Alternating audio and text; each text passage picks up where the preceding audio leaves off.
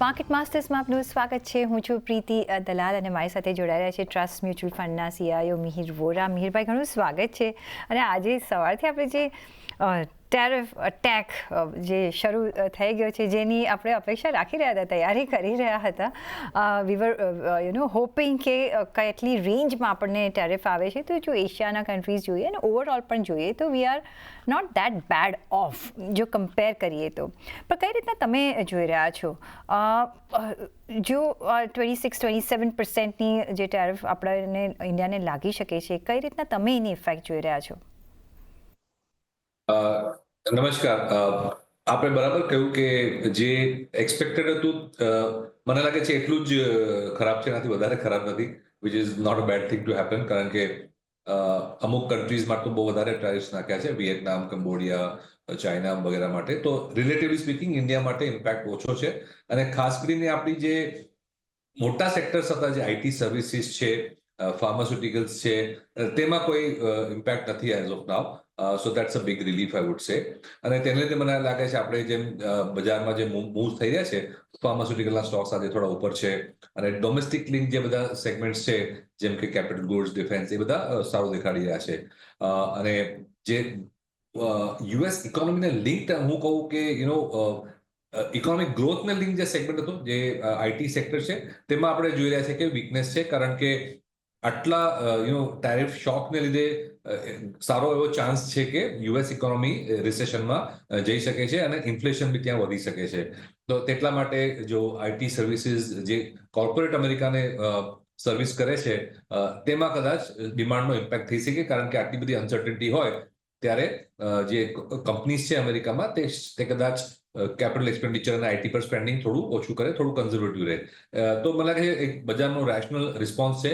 પણ આ હજી સ્ટોરી ખતમ નથી થઈ. હજી તો ઘણા બધા નેગોશિએશન્સ થશે, ટુ એન્ડ ફ્રો થશે. તો અને આવતા મને લાગે છે 1-2 મહિના બજાર વોલેટાઇલ રહેશે. અને ગ્લોબલ જે અનસર્ટનિટી છે, અનિશ્ચિતતા છે ગ્લોબલ ઇકોનોમીમાં, તે મને લાગે છે રહેશે. તો વી શુડ બી રેડી કે માર્કેટ થોડું ચડાવ ઉતાર રહેશે, મને લાગે છે વોલેટાઇલ રહેશે નેક્સ્ટ ફ્યુ વીક્સમાં. મિહિરભાઈ, આપણે જોયું છે કે જ્યારે ઘણા બધા એવા સાઇન્સ એન્ડ સિગ્નલ્સ જોઈ રહ્યા છે. Tariff is one of it કે જ્યાં એક ગ્લોબલી એક રીબેલેન્સ થઈ રહ્યું છે. જે રીતે કે ચાઇના +1 આપણે જોયું, people are looking at other countries now. પણ with the tariff effect now કઈ રીતના તમે જોશો? બિકોઝ તમે અગર વધારે એક્સપોર્ટ કરો છો તો વધારે તમારે ટેરિફ ભરવાની તૈયારી રાખવી પડશે. પણ in that also is not that કે trade is going to stop, right? પણ જ્યારે આપણે ભારતની વાત કરીએ છીએ ત્યારે it's 2.2% of the total GDP, so we are not that worse off. But જે રીતના એક આપણે એક ડેવલપ કન્ટ્રી તરફ આગળ વધી રહ્યા છે, કઈ રીતના તમે જુઓ છો? જે અત્યારના જો સેક્ટર વાઇઝ આપણે લઈએ તો pharma as a sector first લઈએ, બિકોઝ અત્યારના અહીંયા કોઈ ટેરિફ નથી આવ્યા. શું ભારત ચાઇના +1 અને જ્યાં બીજા જે એશિયન કન્ટ્રીઝમાં જે ટેરિફ લાગ્યા છે, એનો એડવાન્ટેજ આ સેક્ટરમાં કઈ રીતે લઈ શકે છે? ફાર્માસ્યુટિકલ્સમાં તો આપણું મેન્યુફેક્ચરિંગનો એડવાન્ટેજ છે જ. અને ચાઇના +1ની જે સ્ટ્રેટેજી છે, તો આપણે કેમિકલ્સ અને ફાર્માસ્યુટિકલ્સમાં તો ડેફિનેટલી જોઈ જ છે. In fact almost half of the generics in the world are manufactured in India. આપણો પ્રોબ્લેમ હતો કે આપણે જે એપીઆઈ છે અને જે ફાર્માસ્યુટિકલ્સના અપસ્ટ્રીમ જે ઇનપુટ્સ છે, તેને માટે આપણે ઘણા બધા ચાઇના પર ડિપેન્ડન્ટ હતા અને હજુ બી છીએ. અને તેને લીધે આપણે જોયું છે કે જે ફાર્માસ્યુટિકલ્સ અને કેમિકલ્સમાં પીએલઆઈ સ્કીમ આપી છે, તેમાં ખાસ કરીને જે ફાર્માસ્યુટિકલના બેકવર્ડ ઇન્ટિગ્રેશન માટે જરૂર છે, તેવા ઇન્ટરમીડિયેટ્સ માટે વધારે આપી છે. તો મને લાગે છે ફાર્મામાં મને નથી લાગતું કે આપણી કોઈ કોમ્પિટિટિવનેસને ફરક પડ્યો છે. વી આર વેરી કોમ્પિટિટિવ અને આપણે જે ડાયરેક્શનમાં જઈ રહ્યા છે તે બરાબર છે. ઓનલી થિંગ ઇઝ કે એક રિસ્ક ખાલી એ છે કે એઝ ઓફ નાવ તો ફાર્માને ટચ નથી કર્યું ટેરિફ માટે, પણ ફ્યુચરમાં થઈ શકે છે. પણ એ આપણે જોઈશું જ્યારે આવશે. કારણ કે હેલ્થકેર એવો સબ્જેક્ટ છે કે ત્યાં યુએસના બી જે પુઅર ક્લાસ છે અને મિડલ ક્લાસ છે, ત્યારે ઘણો જ ઇમ્પેક્ટ આવી શકે છે. તો એને ટેરિફથી ટચ કરે એવું મને લાગતું નથી ઇમિડિયેટલી. તો I think India in pharmaceuticals is in a good spot. અને આપણે જે ગ્રોથ જોઈ રહ્યા છે એક્સપોર્ટ્સમાં અને પ્લસ જે વેલ્યુ એડિશન આપણે કરી રહ્યા છે, ખાસ કરીને CDMO સ્પેસમાં, તેનો પ્રોગ્રેસ મને લાગે છે ગ્રોથ ચાલુ જ રહેશે. But from the investment point of view આપણે જોયું છે કે ફાર્મા અને હેલ્થકેર સ્પેશિયલી અહીંયા કે ડાયગ્નોસ્ટિક કંપની હોય સારી એવી આપણે મુવમેન્ટ જોઈ છે અને એક અપસ્વિંગ રહી છે. તમે નિવેશ કરી રહ્યા છો અને હવે જ્યારે ઓકે થોડી હદ સુધી અત્યારના આપણે અનસર્ટન્ટી છે પણ આગળ જતાં તમે અહીંયા નિવેશ કરવાનું ચાલુ જ રાખશો અને ઇફ યસ કયા વર્ટિકલ્સ તમને ગમે? તો ફાર્મામાં અમારું મોસ્ટલી ઇન્વેસ્ટમેન્ટ CDMO, ડાયગ્નોસ્ટિક્સ અને હોસ્પિટલ્સમાં રહ્યું છે. અને સેક્ટર આ ત્રણેય કમ્બાઈન કરીએ તો હેલ્થકેર સેક્ટરમાં અમારું પોઝિશન ઓવરવેટ છે. We are positive. જેનરિક મેન્યુફેક્ચરિંગમાં અમારું એક્સપોઝર બહુ ઓછું છે, થોડું છે પણ બહુ ના કહેવાય. કારણ કે આ બધી જે યુએસની અનસર્ટન્ટી હતી તેને લીધે બી આપણે જોઈ રહ્યા હતા કે એક પોસિબિલિટી છે કે ટેરિફ્સ આવી શકે છે. પણ ઓવરઓલ મને લાગે છે કે જે લાર્જ ફાર્માસ્યુટિકલ્સ કંપની છે ઇન્ડિયામાં, તેનો ગ્રોથ હવે મને લાગે છે એક નોર્મલ સ્ટેજ પર પહોંચી ગયો છે. અને જો ફાસ્ટર ગ્રોથ સેગમેન્ટ્સમાં આપણે જવું હોય તો મને લાગે છે આ CDMO અને સ્મોલર જે કંપનીઝ છે જેના વધારે કેપેસિટી એક્સપાન્શન આવી રહ્યું છે, જ્યાં વધારે ગ્રોથ દેખાય છે, તેમાં અમે પ્રિફર કરીએ છીએ. Having said that, I think in general both generics as well as CDMO space appear to be attractive now. જેનરિક્સ ખાસ કરીને કારણ કે વેલ્યુએશન્સ હવે અટ્રેક્ટિવ થઈ ગયા છે. તો મને લાગે છે ફાર્મામાં ઓવરઓલ જે પોઝિશન છે તે પોઝિટિવ છે અને પોઝિટિવ જ રહેશે. કમિંગ ટુ ટેક્સટાઇલ્સ, અહીંયા આપણે સારી આજે અપમૂવ જોઈ રહ્યા છીએ બિકોઝ અહીંયા આપણને એક તો લોએસ્ટ ટેરિફ ગ્રુપમાં છે જે આપણા પ્યોર કોમ્પિટિટર્સ છે, પછી એ ચાઇના હોય, વિયેતનામ હોય, બાંગ્લાદેશ હોય, એ લોકો પર વધારે ટેરિફ છે. હવે જો આપણે હિસ્ટ્રી જોઈએ તો India was leading this textile business. આપણે ઇન્ડિયામાં આ ફ્લરિશિંગ બિઝનેસ હતો and Bangladesh new entrants and we lag behind. શું આ એક તમે મોકો જોઈ રહ્યા છો કે ચાન્સ જોઈ રહ્યા છો કે we can revive or lead in this અને તમે અહીંયા નિવેશ કરશો કે નહીં? ડેફિનેટલી આ સેક્ટરમાં અમારું થોડું એક્સપોઝર છે. અને આપણે બરાબર કહ્યું છે કે જે વિયેટનામ, કંબોડિયા અને બાકી કન્ટ્રીઝ છે જે આપણા કોમ્પિટિટર્સ છે તેના કરતાં આપણું જે ટેરિફ હાઇક છે તે ઓછું છે. ટેરિફ હાઇક થયા છે પણ બીજા કરતાં ઓછા થયા છે. તો આપણે રિલેટિવલી બેટર પોઝિશનમાં છીએ. અને મને લાગે છે ગવર્મેન્ટ બી ટેક્સટાઇલ સેક્ટર તરફ હવે ધ્યાન આપી રહ્યા છે. PLI સ્કીમની પોસિબિલિટી છે અને રોલ આઉટ થશે. તો મને લાગે છે આ સેગમેન્ટમાં એક મેક્સિમમ પોટેન્શિયલ છે ઇન્ડિયા માટે જોબ ક્રિએશનનો. તે હવે એક નેચરલી બી આપણે બેનિફિટ મળી રહ્યો છે ટ્રમ્પ ટેરિફને, અને ગવર્મેન્ટનું બી ફોકસ છે. તો જ્યારે બધી સર્કમસ્ટાન્સીસ ફેવરેબલ થાય છે તો સેક્ટરનો ફ્યુચર સારો દેખાય છે. એબ્સોલ્યુટલી. પણ જે એક એરિયા છે જેમાં આપણી એક્સપર્ટીઝ છે એ છે સર્વિસ ઇન્ડસ્ટ્રી, મિહિરભાઈ. અને અહીંયા હજી ડિબાટ કરાયો છે, હજી અહીંયા લોક નથી કરાવ્યું કે જો સર્વિસીસ એક્સપોર્ટ કરીએ છીએ તો અહીંયા આપણે ક્યાં ચાન્સીસ જોઈ રહ્યા છે? Because yes, manufacturing we are attempting અને ગોઈંગ અહેડ અને અહીંયા ટેરિફ છે, પણ સર્વિસ એઝ અ ઇન્ડસ્ટ્રી કેટલું પોટેન્શિયલ છે? અને જો એ એરિયામાં આપણે એઝ અ ઇન્વેસ્ટર ઇન્વેસ્ટ કરવું હોય તો તમે ક્યાં કરશો? સો સર્વિસીસ તો ટચ કર્યું જ નથી, તો દેટ ઇઝ અ પોઝિટિવ. આજે સોફ્ટવેર સર્વિસીસના સ્ટોક્સ ડાઉન છે કારણ કે હવે ડર એ છે કે US economy itself will slow down very sharply. એટલા માટે સોફ્ટવેર કંપનીઝ છે આપણી જેનું મેક્સિમમ ડિમાન્ડ US થી આવે છે તે આજે વીક છે. પણ અપાર્ટ ફ્રોમ સોફ્ટવેર સર્વિસીસ, જ્યાં આપણું ઓલરેડી ડોમિનેન્ટ માર્કેટ શેર છે, દુનિયાના 50% જે ગ્લોબલ આઉટસોર્સિંગ થાય છે સોફ્ટવેર અને IT સર્વિસીસમાં, અને પ્લસ BPO, KPOમાં મોર દેન 50% માર્કેટ શેર તો ઓલરેડી છે આપણો.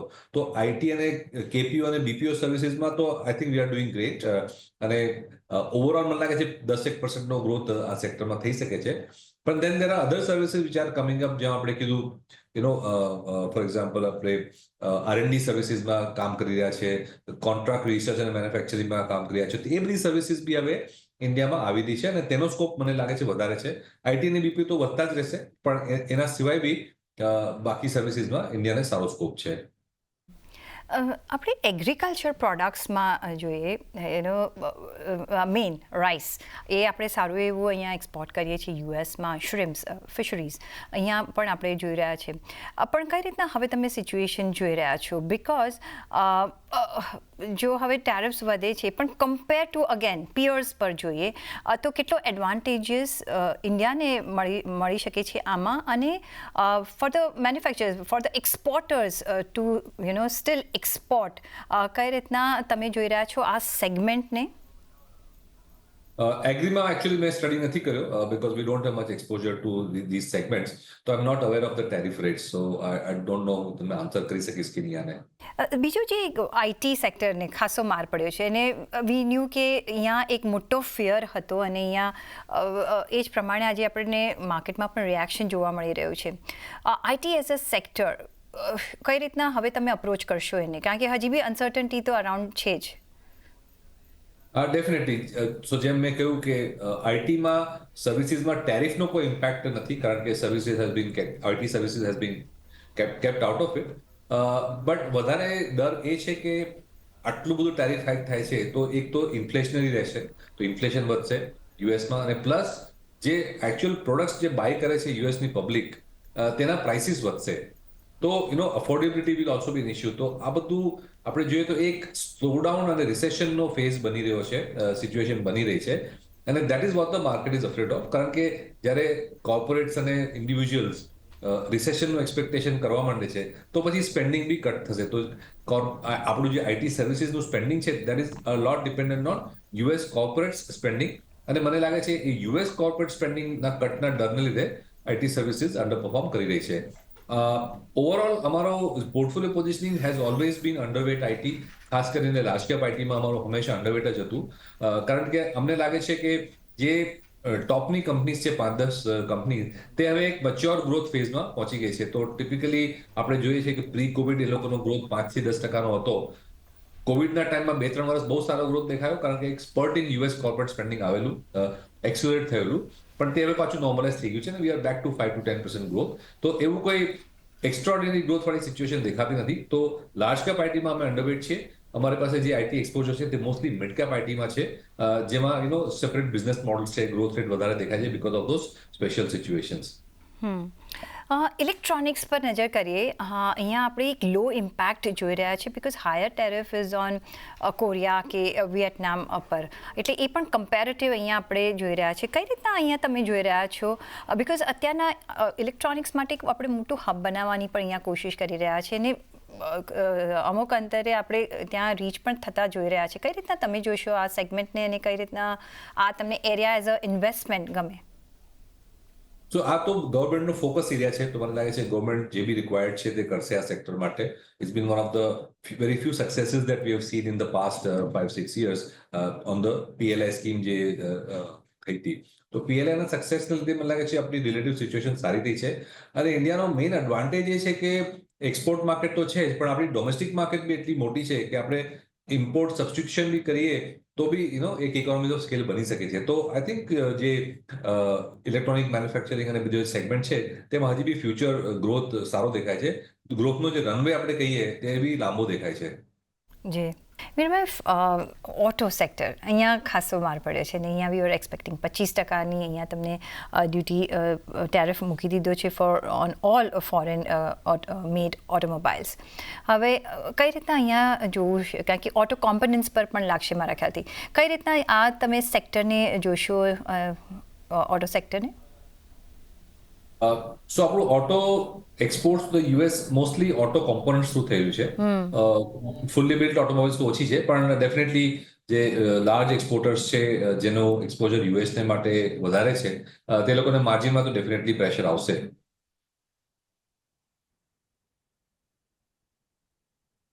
અહીંયા ઓફકોર્સ એક માર્જિનમાં આપણે જરૂરથી એક પ્રેશર જોઈશું બીજો જે સેક્ટર છે જેમ્સ એન્ડ જ્વેલરી અહીંયા પણ એક ઇમ્પેક્ટ હાઈ પડી શકે છે ઓલ્ધો અહીંયા ઘણું બધું આપણે અનઓર્ગેનાઇઝ સેક્ટરમાં જોતા હોઈએ છીએ એટલી તમે જો માર્કેટ પોઈન્ટ ઓફ વ્યૂ જુઓ તો મે બી એટલી મૂવમેન્ટ જોવા ન મળે પણ આ સેક્ટર પર કેવી રીતે ધ્યાન રાખશો સી અમારો એક્સપોઝર તો મોસ્ટલી લોકલ સેક્ટરમાં છે, જે બ્રાન્ડેડ જ્વેલરી ને બધા ડિસ્ટ્રીબ્યુશન કરે છે, બ્રાન્ડિંગ અને એ કરે છે, રિટેલિંગ કરે છે, તેમાં છે. એક્સપોર્ટર્સમાં તો એવું કોઈ મેજર કંપની છે લિસ્ટેડ, પણ બહુ મિડ કેપ અને માઇક્રો કેપ્સમાં છે, તો એનો ઇમ્પેક્ટ આઈ થિંક માર્કેટને તો બહુ ના પડવો જોઈએ. પણ ઓવરઓલ મને લાગે છે જે ખાસ કરીને ડાયમંડ સ્ટડેડ જ્વેલરી છે તેનું જે ક્વોન્ટિટી ઓફ લેબર જે રિક્વાયરમેન્ટ છે તે તો ઇન્ડિયામાં જ છે. તો ડેફિનેટલી માર્જિન્સમાં ફરક પડી શકે છે, પણ આઈ ડોન્ટ થિંક બિઝનેસને પર સે એટલો ઇમ્પેક્ટ થવો જોઈએ. હા, જનરલ રિસેશનને લીધે કન્ઝ્યુમર સ્પેન્ડિંગ ઓછું થાય યુએસમાં, એનો ઇમ્પેક્ટ જે બિઝનેસ સાયકલ તરીકે થાય તે થવો જોઈએ. પણ apart from margins I think structurally એવો કોઈ મોટો પ્રોબ્લેમ આવવો ના જોઈએ.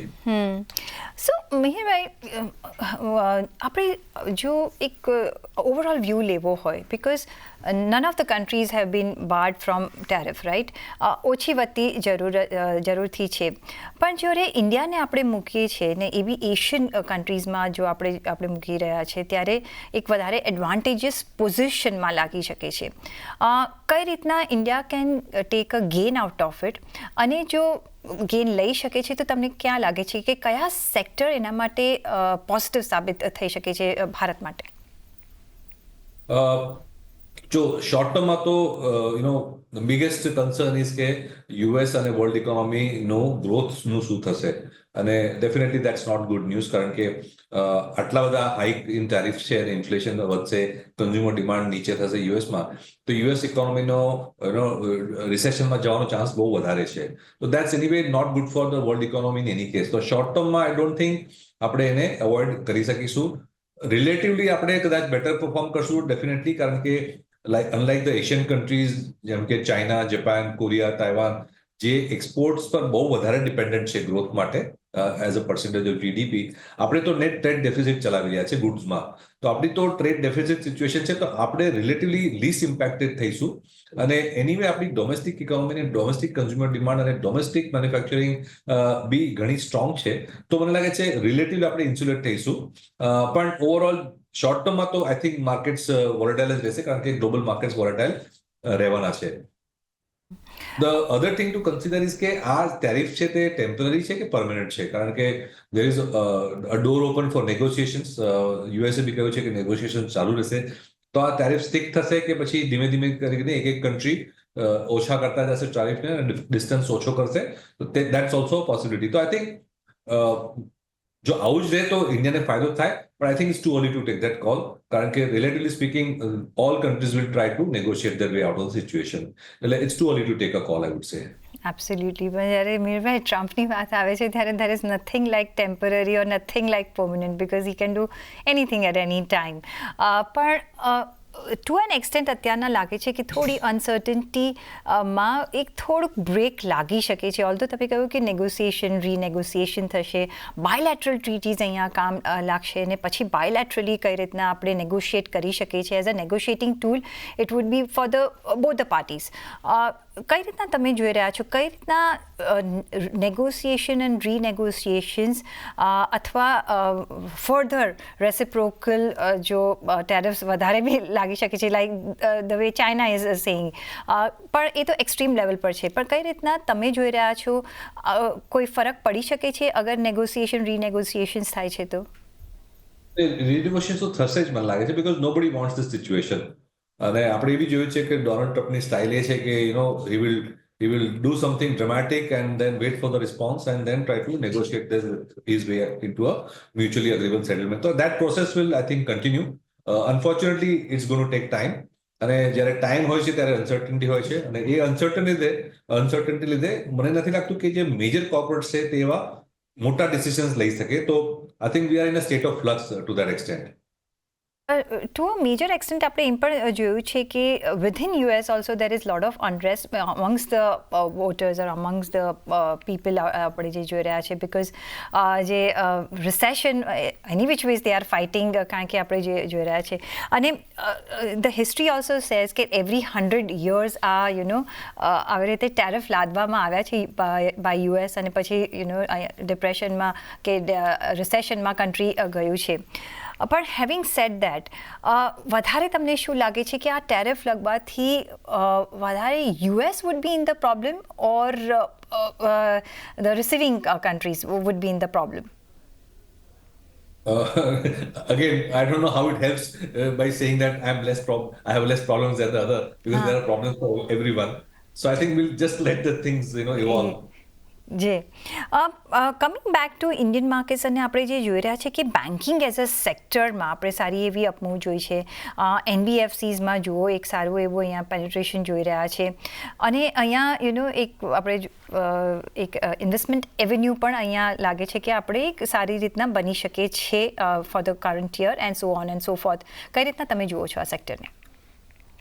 સો બેન્કિંગમાં 2-3 વસ્તુ તો બહુ ક્લિયરલી પોઝિટિવ છે. એક તો જે બેંક્સનું કેપિટલ છે બહુ ઇનફ કેપિટલ છે. લાસ્ટ ફ્યુ યર્સમાં બેલેન્સ શીટ ક્લીન થઈ ગઈ છે, ઇક્વિટી રેઝ થયા છે, તો system overall I would say clean છે as far as capital is concern and amount of capital available is concern. Second thing is that banks અને આરબીઆઈએ સાથે મળીને બી ઘણું બધું કામ કર્યું છે, જેના લીધે I think overall financial stability બી ઘણી સારી થઈ છે. આરબીઆઈનો જે સ્ટાન્સ છે તે બી હવે સારો છે. લિક્વિડિટી બહુ આપી છે અને આપતા રહેશે મને લાગે છે, કારણ કે ગવર્મેન્ટ અને આરબીઆઈ બંનેને હવે લાગી રહ્યું છે કે growth is more important. Inflation તો કંટ્રોલમાં છે, પણ ગ્રોથ સ્લોડાઉન થઈ રહ્યો છે, તો banking system should help to funnel the growth. અને મેઇન થિંગ ઇઝ વેલ્યુએશન્સ ઘણા અટ્રેક્ટિવ થઈ ગયા છે, કારણ કે ઓલમોસ્ટ 2 વર્ષથી બેંક્સે અંડર પરફોર્મ કરેલું, અને રિલેટિવ ટુ અધર સેક્ટર્સ, તો મને લાગે છે રિલેટિવ વેલ્યુએશન બી સારા છે. બેન્કિંગમાં એનપીએના પ્રોબ્લેમ નથી, ઇનફ કેપિટલ છે બેંક્સ પાસે, તો એક બેઝ સારો બની રહ્યો છે. ખાલી એક ચીજ નથી હમણાં, વિચ ઇઝ ક્રેડિટ ગ્રોથ, અને એનું આપણે વેઇટ કરવાનું છે. આઈ એમ હોપિંગ કે આપણે 6.5% જીડીપી ગ્રોથ આવશે FY26માં, અને જો તે થશે તો મને લાગે છે હમણાં જે ક્રેડિટ ગ્રોથ 10-10.5% થઈ ગયો છે તે 13-14% સુધી જવો જોઈએ, which will be a good number. તો આઈ થિંક બેંકમાં ખાલી આપણે ક્રેડિટ ગ્રોથ મોનિટર કરીએ, બાકી વેલ્યુએશન ને બધું તો સારું છે. જેમ ક્રેડિટ ગ્રોથ આવશે તો મને લાગે છે સેક્ટર બી પરફોર્મ થશે. ફાઇનલી હવે જે બધાની નજર છે એ છે આરબીઆઈ પોલિસી પર. હવે ફેડમાં તો આપણે જોઈ રહ્યા છીએ કે કદાચ રેટ કટ હમણાં નહીં આવે ધ વે એ લોકોની ઇકોનોમી છે, પણ શું એ જ રેસિપ્રોકલ ઇફેક્ટ આપણે ઇન્ડિયામાં પણ જોઈશું કે we can expect this time કે થોડો રેટ કટ આવે? તમે શું માનીને ચાલી રહ્યા છો? મને લાગે છે જે રીતે આરબીઆઈ લિક્વિડિટી પર કામ કર્યું છે, એટીટ્યુડ હેઝ ટર્ન ફેવરેબલ. તો એ બેકગ્રાઉન્ડને આપણે જોઈએ, અને પ્લસ જેમ કીધું ક્રેડિટ ગ્રોથ નથી થઈ રહ્યો, હજી આપણા કોર્પોરેટ સેક્ટરના એનિમલ સ્પિરિટ્સ છે તે હજી વીક છે. એ બધું જોઈને મને લાગે છે કે there is a good chance that there will be a cut in this RBI policy.